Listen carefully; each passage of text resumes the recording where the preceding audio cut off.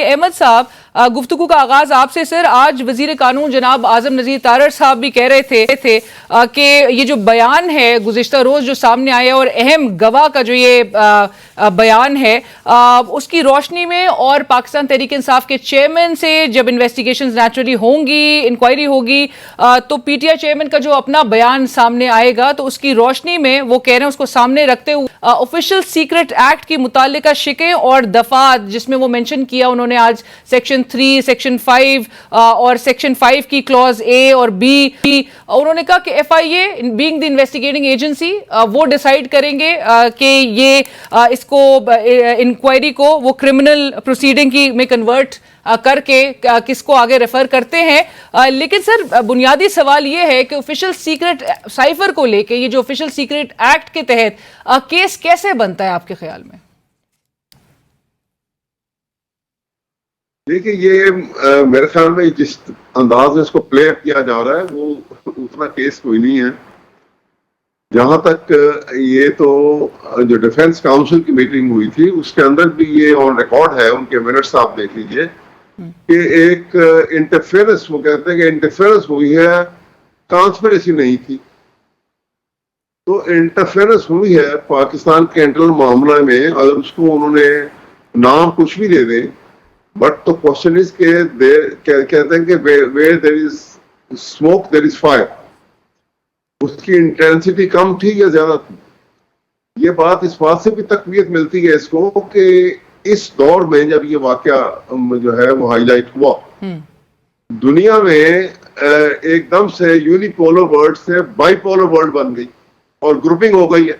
नया एक phase cold war का शुरू हो गया और अमेरिका का पहले पाकिस्तान एलाई था, अब इंडिया और इजराइल उसके एलाई हो गए।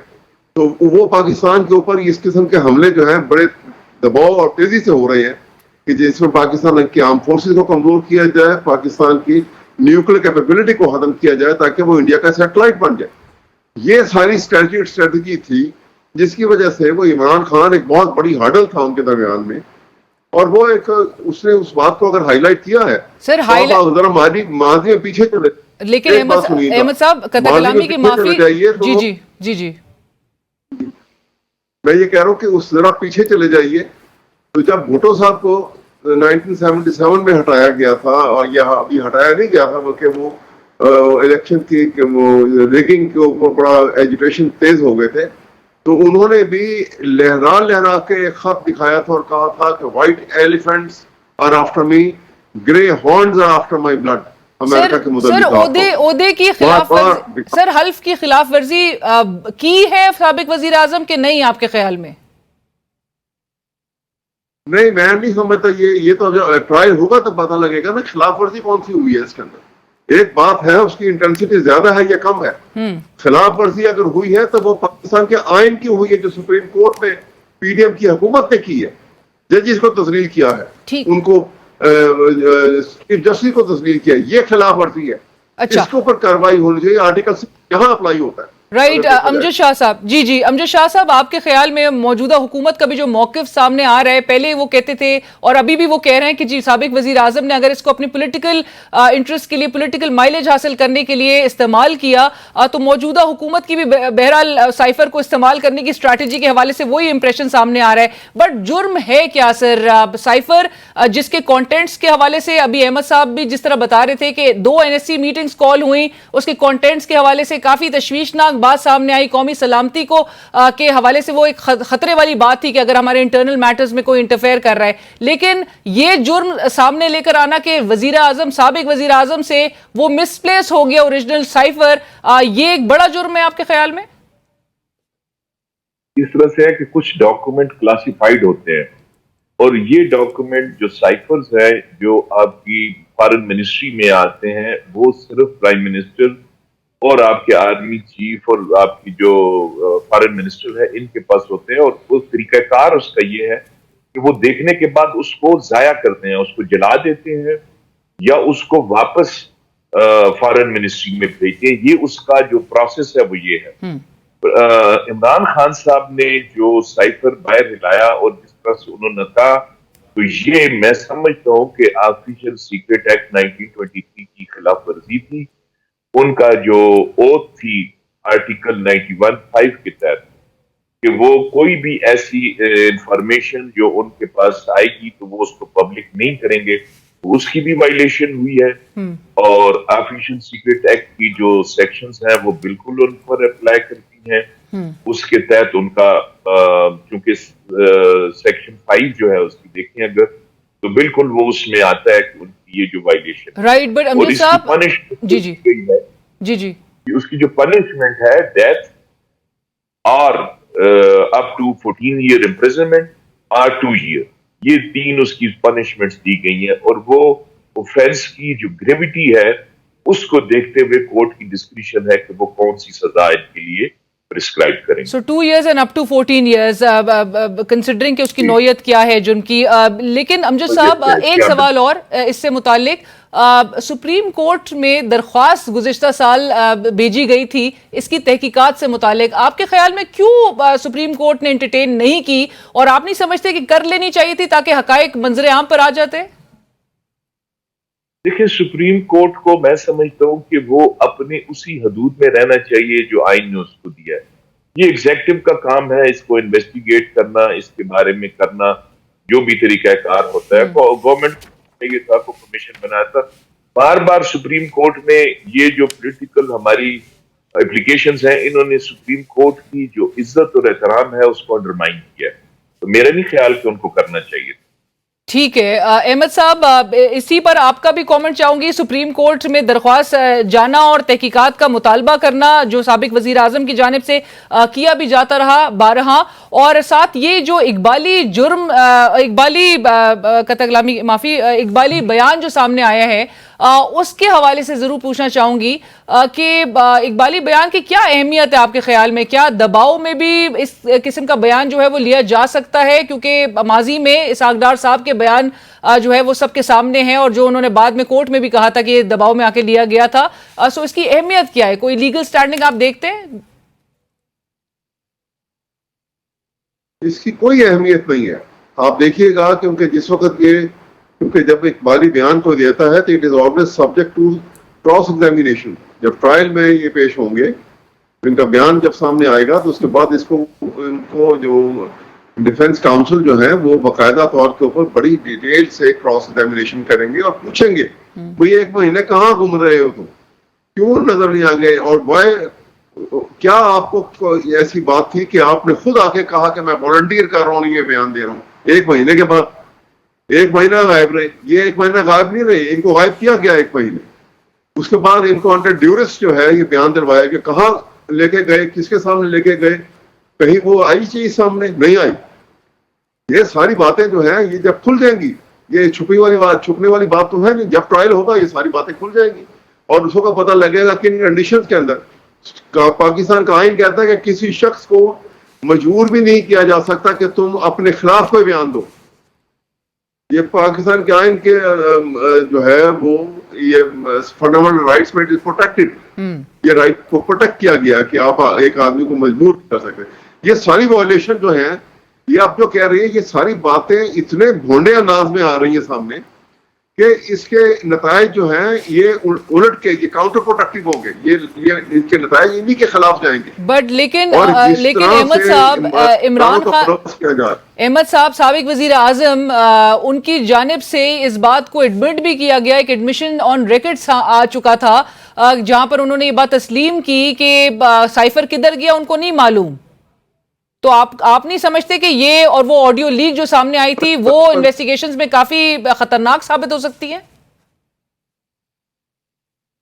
وہ سائفر کی وہ تو اس کے تو فارن آفس میں بھی اس کی کاپی موجود ہے، یہ سب کچھ ہے، وہ کنٹینٹس تو موجود ہے. جو پبلک کے سامنے انہوں نے کوئی سائفر پڑھ کے تو نہیں سنایا، وہ لیٹر تو نہیں پڑھ کے سنایا کہیں پر. وہ تو اس کے متعلق اپرائز کرتے رہے قوم کو کہ دیکھو یہ کانسپریسی ہو رہی ہے، یہ پاکستان کے خلاف سازش ہے. یہ ریزن اس کے گورنمنٹ میری جو ہے وہ ڈیمولش کی گئی ہے، مجھے حکومت سے نکالا گیا، اس کے پیچھے یہ سازش ہے. یہ باتیں وہ کرتے رہے. انہوں نے کہیں اس کے کنٹینٹس پر بھی پڑھے اور جو آفیشل سیکرٹ ایکٹ جو ہے اس کی وائلیشن کیسی ہو گئی. یہ ساری باتیں تو جس وقت کورٹ کے سامنے آگے کھولیں گی.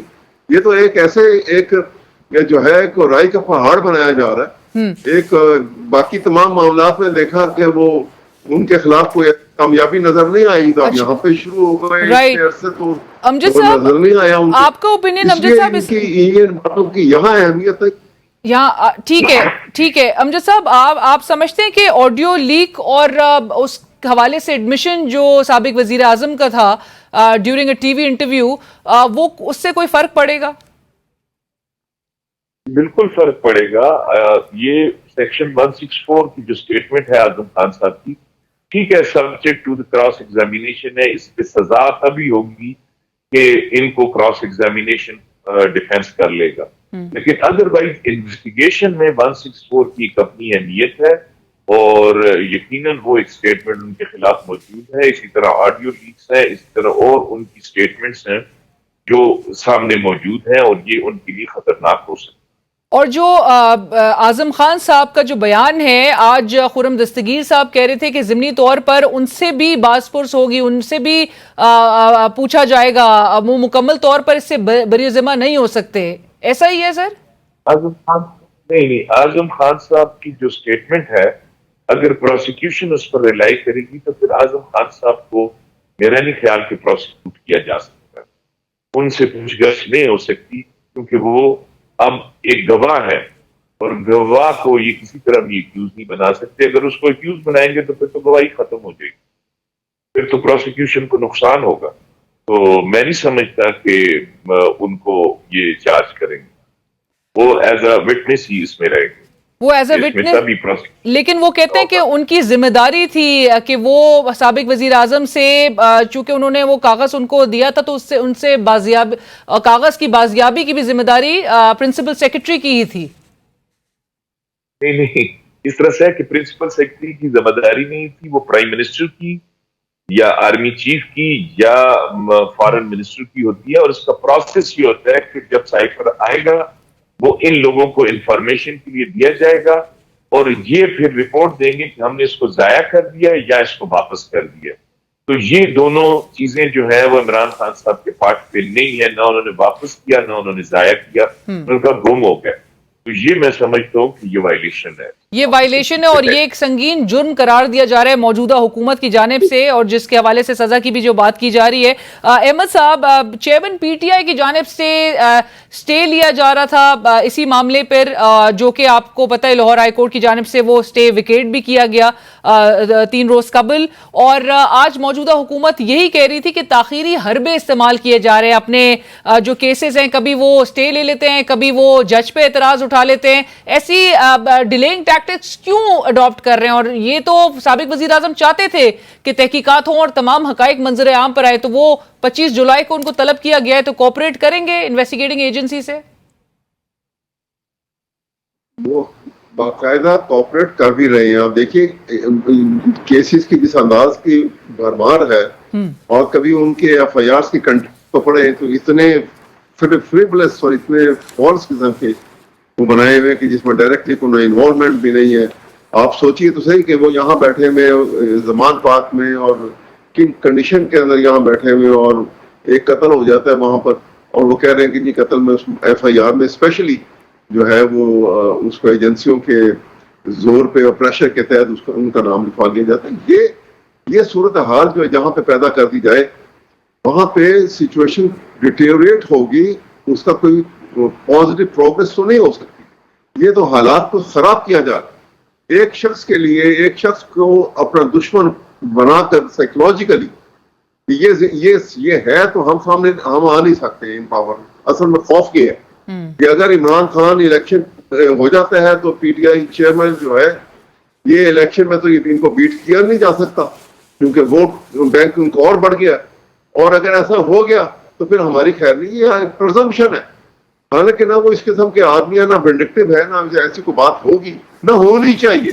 نیشنل لیول کے اوپر بڑے کھلے دل سے معاملات کو دیکھنا چاہیے, تو اور وہ ایسا سوچنا بھی نہیں یہ. لیکن یہ اس سوچ کا دھارا اتنا جو ہے وہ کم عقلی اور ذہنیت کو یہ بتاتا ہے کہ جو لوگ اس کو کر رہے ہیں وہ اتنے کم عقل ہیں, اور اتنے انہوں نے اپنے اندر فوبیا بنا لیا ہوا ہے کہ احمد صاحب طاقتور آدمی ہے. رائٹ, बिल्कुल ठीक है।